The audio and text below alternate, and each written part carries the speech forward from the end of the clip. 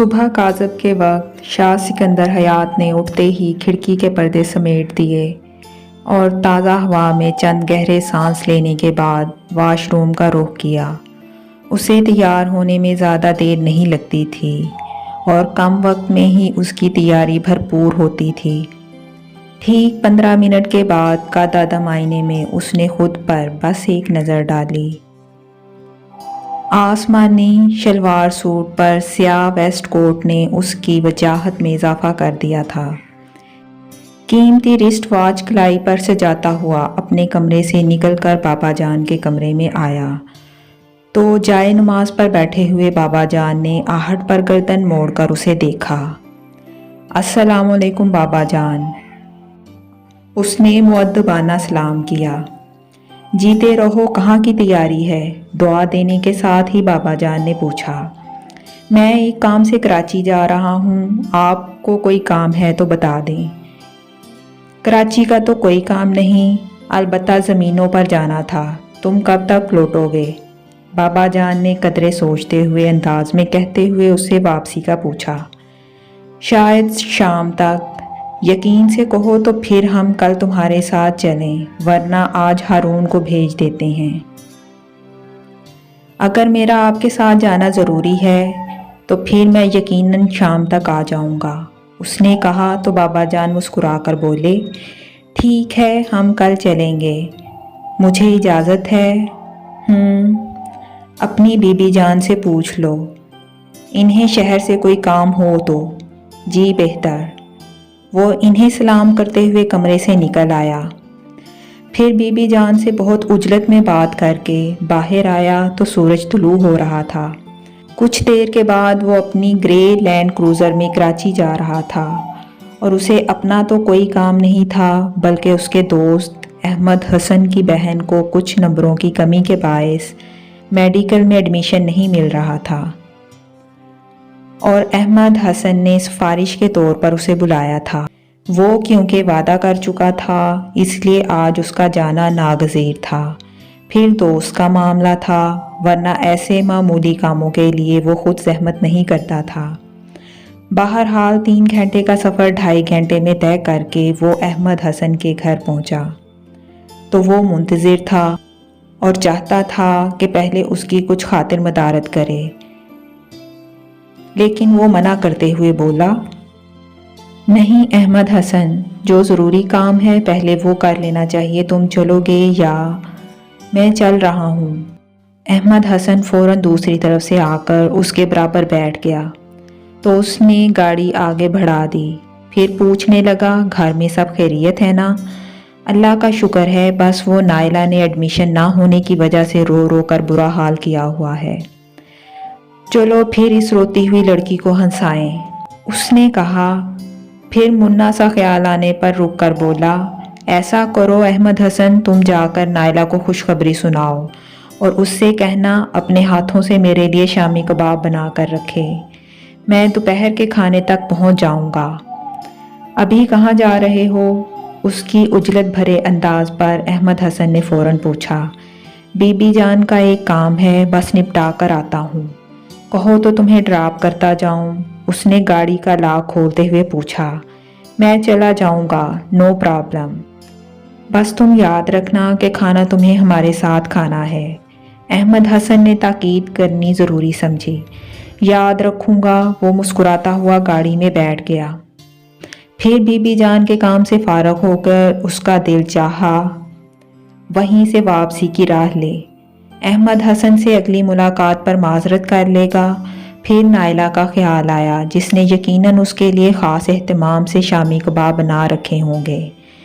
यूं भी बकौल अहमद हसन वो रो रो कर हलकान हो रही थी और उसके ना जाने पर फिर रोने बैठ जाएगी। बस इसी का ख्याल करके उसने वापसी का ख्याल तर्क कर दिया और गाड़ी अहमद हसन के घर के रास्ते पर डाल दी। 2 बज रहे थे, उसे वापस भी आज ही जाना था क्योंकि बाबा जान से कह चुका था। इसी हिसाब से वो वापसी का सोचने लगा कि 4 बजे निकलने पर वो 6:30-7 बजे तक हवेली पहुंच जाएगा और गाड़ी की स्पीड बढ़ा दी ताकि सिग्नल बंद होने से पहले निकल जाए। लेकिन इससे पहले ही रेड लाइट ऑन हो गई। उसने कुछ झंझलाकर घड़ी पर नज़र डाली, फिर यूं ही दाएं बाएं जानिब गर्दन मोड़ी तो यकलख सारी झंझलाहट दूर हो गई। हालांकि वो कोई दिल फेंक किस्म का नौजवान नहीं था, ना ही किसी खूबसूरत लड़की को पहली बार देख रहा था, और वो कोई बहुत ज़्यादा हसीन व जमील भी नहीं थी, लेकिन कोई बात तो ज़रूर थी उसमें जो शाह सिकंदर हयात की नज़र उस पर ठहर गई थी।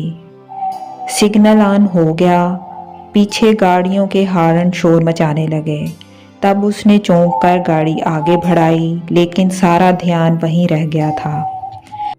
प्रैक्टिकल की वजह से आज उसे आने में खासी देर हो गई थी। सब लोग खाना खा चुके थे। कपड़े तब्दील करके किचन में आ गई और खाना गर्म करने लगी। फिर एक प्लेट में सालन और हार्ड पार्ट से एक रोटी निकालकर वो ड्राइंग रूम की बजाय अम्मा जी के कमरे में आ गई। आ गई बेटा, अम्मा जी उसे देखकर बोली। जी और देख लें, खाना भी खा रही हूँ, फिर आप कहेंगी मैंने कुछ नहीं खाया। वो उनके सामने बैठते हुए बोली। इतनी सी रोटी खाओगी तो यही कहूँगी। अम्मा जी ने उसकी मुट्ठी में दबी रोटी को देखते हुए कहा। ये भी बहुत है अम्मा जी, गर्मी में तो खाने को दिल ही नहीं चाहता। तभी नबील दरवाजे में आकर पूछने लगा, अम्मा जी मैं आपके पास सो जाऊं? उधर अहमर और सोनिया भी सोने नहीं दे रहे।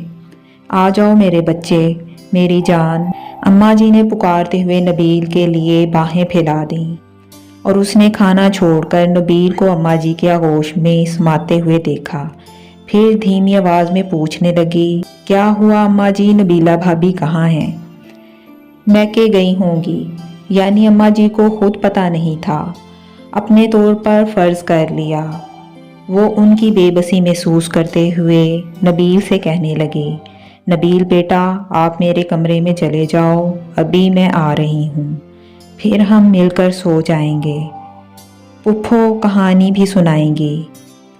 नबील अम्मा जी के आगोश से निकलकर पूछने लगा तो वो उसकी गाल थपक कर बोली, कहानी रात में, अभी हम सो जाएंगे, जाओ शाबाश। नबील दूसरे बच्चों की तरह कभी ज़िद नहीं करता था, जो कह दिया मान लिया। पता नहीं ये बात उसकी फितरत में शामिल थी या अपने माँ बाप की तरफ से नज़रअंदाज होने पर अदम तहफ़्फ़ुज़ का शिकार होने के साथ अंदर से खाइफ था। अभी भी चुपचाप चला गया तो कदरे तवक्कुफ़ से वो अम्मा जी से कहने लगी, अम्मा जी आप बड़े भैया को समझाएं, उनके लिए भाभी की बात मान लेना ही बेहतर है। आखिर वो क्यों अपनी ज़िद पर अड़े हुए हैं? बच्चे का भी कोई ख्याल नहीं। मैं क्या करूं?